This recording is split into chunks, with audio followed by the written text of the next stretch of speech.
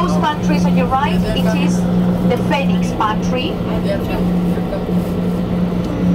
that gives the name to the city.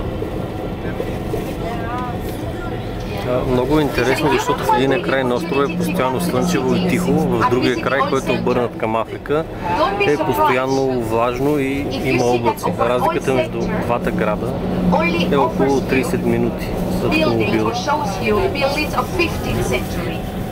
Сякаш е много малък континент. Има много различен климат в различните краища на острова, а самия остров се обикаля за около час и половина-два с автомобил.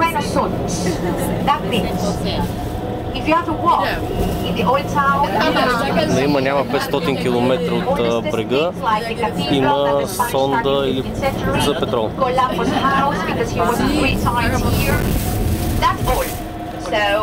It is nothing, for example, like in Spain, if we have the Reconquer, or they talk to you about the Roman style, 12th century architecture.